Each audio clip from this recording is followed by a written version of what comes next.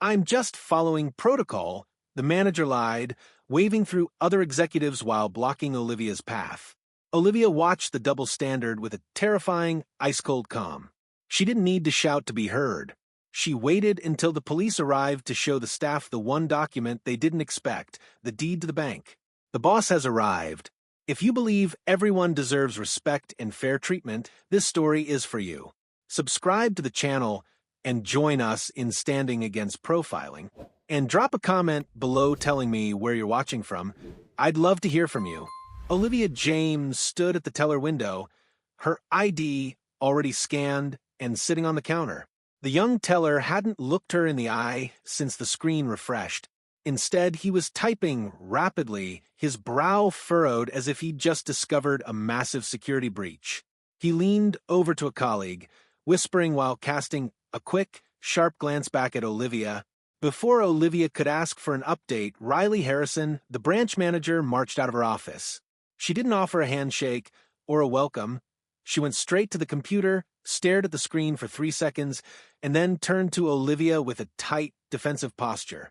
Riley pointed a finger at the monitor and told Olivia that the account was flagged for irregular activity and that she would need additional proof of authorization before they could proceed with any review. Olivia remained perfectly still, her voice steady as she explained that she was the authorizing executive on that account.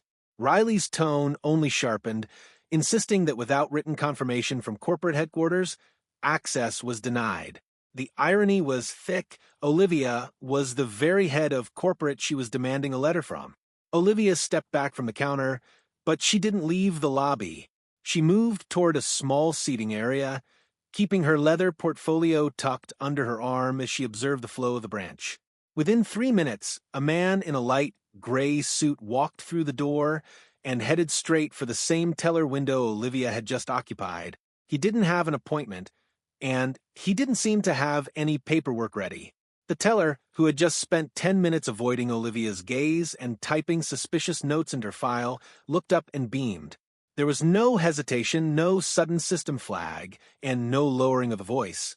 The man asked to move a significant sum between corporate accounts. The teller scanned his ID, clicked a few buttons, and completed the transaction in less than 60 seconds. Olivia watched from the periphery as a second client, a younger man in a casual blazer, approached the manager's station. Riley Harrison, who had just finished telling Olivia that written confirmation from corporate headquarters was a non-negotiable requirement for executive access, stood up to greet him. There was no demand for extra documentation. There was no mention of irregular activity or manual holds.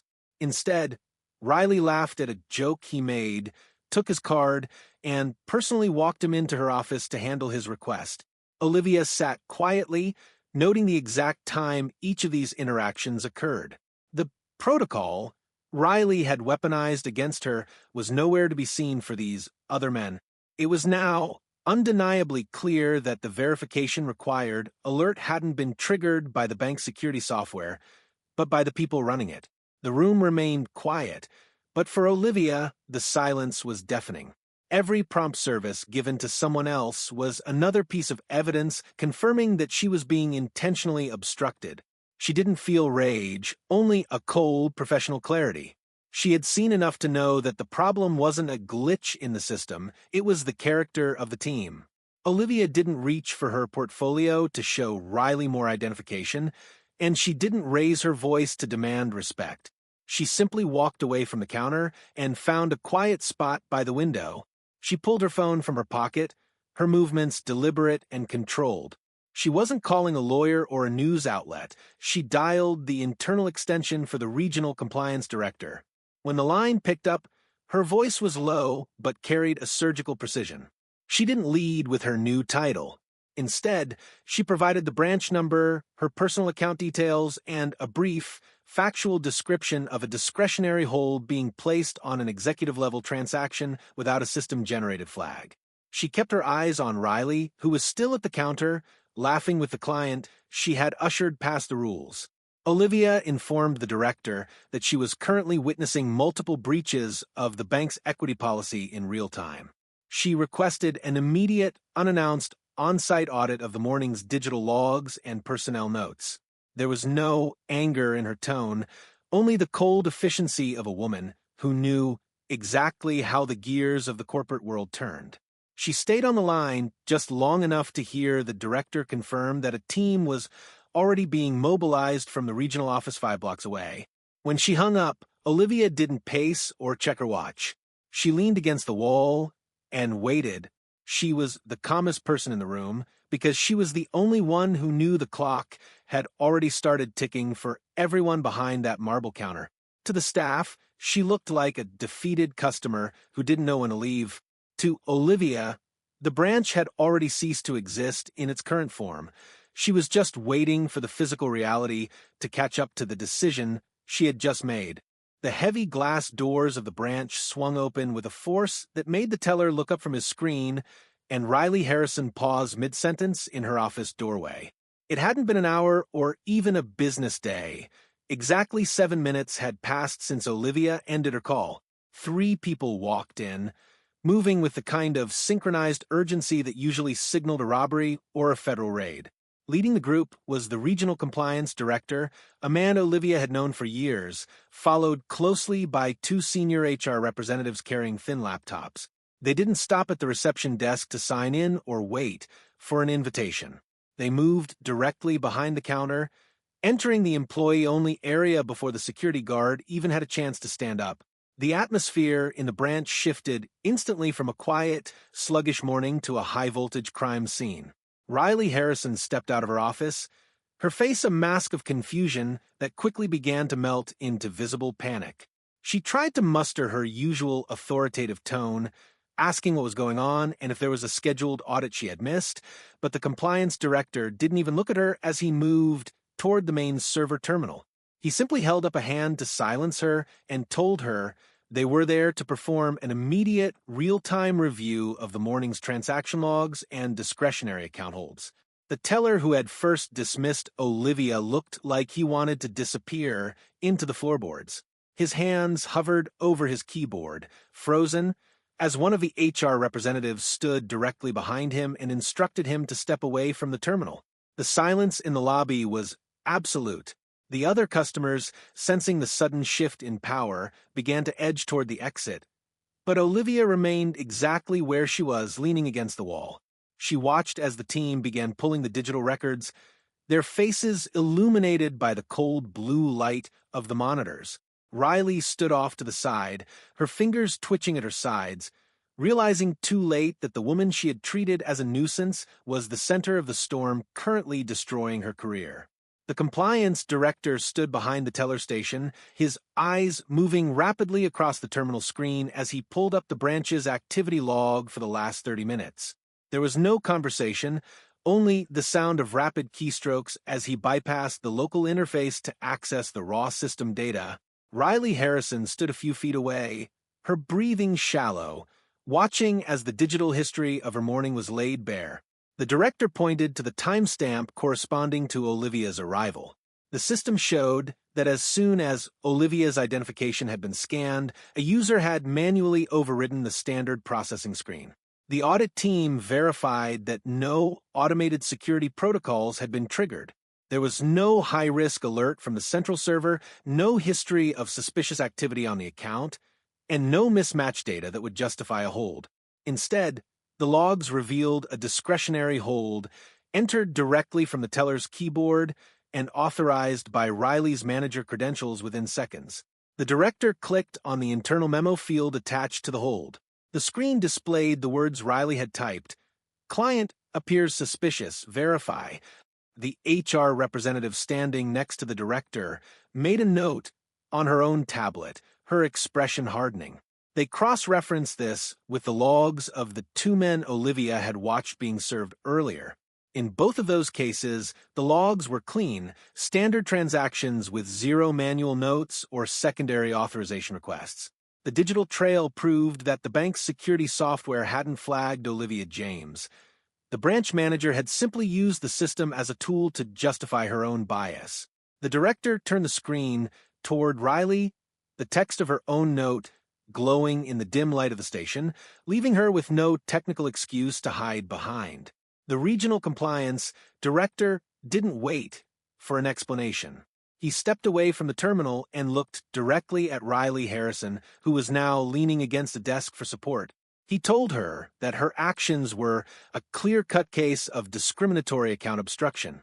He cited the specific federal banking equity policies she had violated, statutes designed to prevent exactly the kind of discretionary hold she had just used to block Olivia. He told her that her manual entry, coupled with the lack of any objective system flags, left the bank in a position of massive legal liability. The HR representative stepped forward then.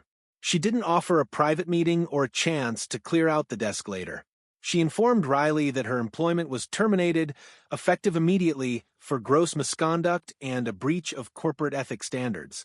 Riley tried to speak, her voice cracking as she started to say she was just being cautious, but the director cut her off. He told her that caution is based on data, while what he saw on the screen was based on prejudice. The rest of the staff watched in a heavy, suffocating silence as Riley was told to hand over her keys and her corporate ID badge right there in the middle of the branch floor. There was no dignity in the moment because she had afforded none to the woman standing by the window. The HR representative began the process of locking Riley's access codes in real time, the clicking of the keyboard, the only sound in the room. Riley's face shifted from shock to a deep, burning shame as she realized the security guard was already moving toward her to ensure she left the premises without stopping. She had spent the morning acting like the gatekeeper of a fortress, only to find herself locked out of it in less than 10 minutes. Olivia stepped forward as the security guard reached for Riley's elbow. The branch manager was trembling, her eyes darting between the compliance director and the exit, but she froze when Olivia spoke. Olivia's voice wasn't loud, but it had a centered, absolute authority that cut through the remaining tension in the room. She told Riley that she had come to the branch that morning with a very specific purpose. She hadn't just come to review wire transfers or test the speed of the tellers. She had come to see if the culture of this bank was worth saving. Riley looked at her, confusion momentarily overriding her panic. Olivia opened her leather portfolio and pulled out a single sheet of paper, the final signature page of a multi-million-dollar acquisition agreement. She told the staff that she had sat in a boardroom until 2 o'clock the previous morning to finalize the purchase of their parent company. She wasn't just an executive with a flagged account. She was the person who now held the keys to every branch in the network. She was their new CEO. The silence that followed was heavy. The teller who had whispered about her earlier looked like he was about to be sick. Riley's mouth opened, but no sound came out. The woman she had treated as a suspicious intruder was the person who signed her paychecks. Olivia explained that she had chosen to walk in unannounced and dressed without her usual security detail because she wanted to see how the bank treated people when it thought they had no power.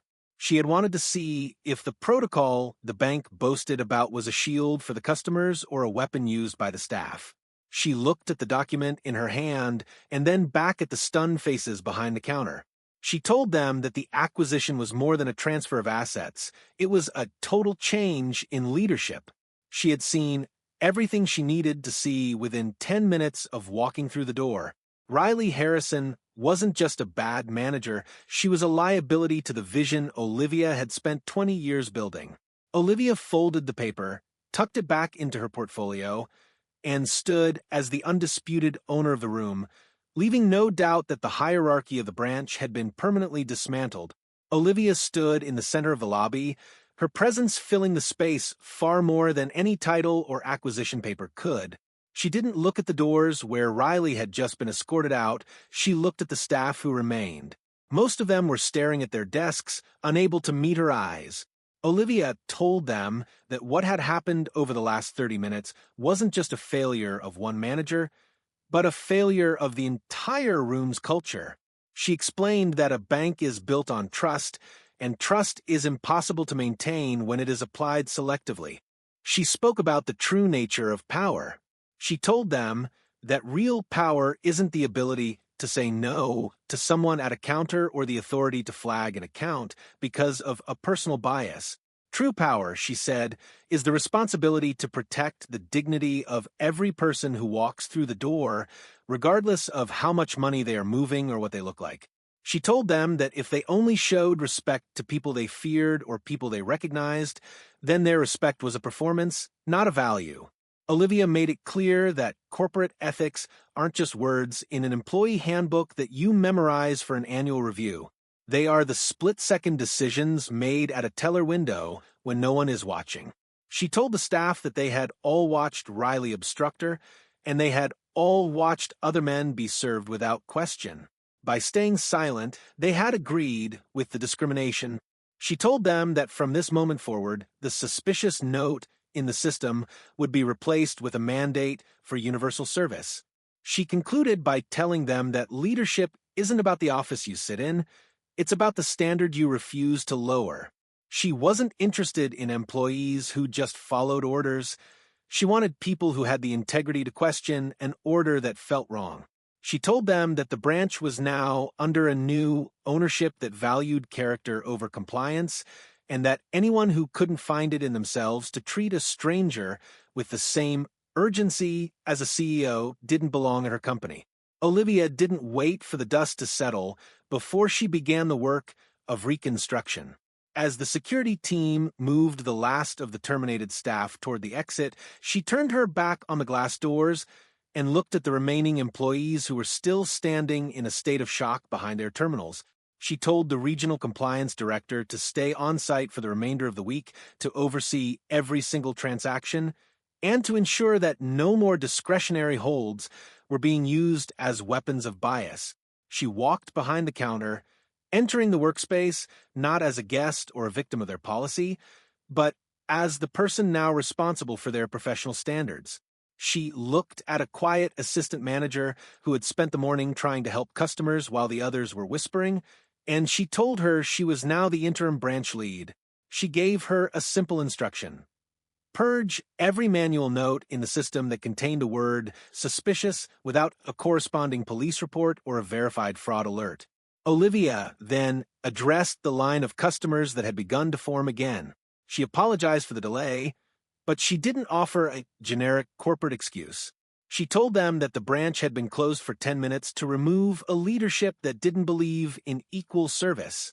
She personally stayed in the lobby for the next 2 hours, watching as the new interim manager handled each person with the same level of focus and dignity, regardless of the size of their check or the color of their skin.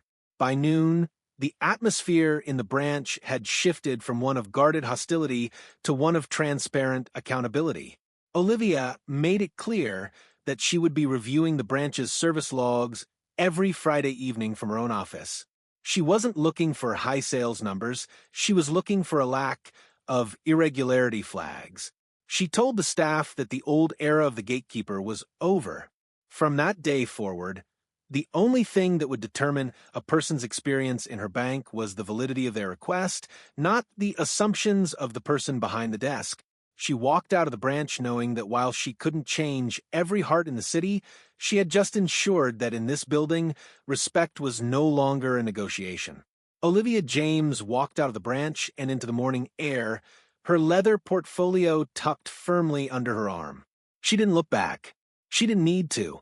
The transition wasn't just about a change in ownership, it was a reclamation of dignity.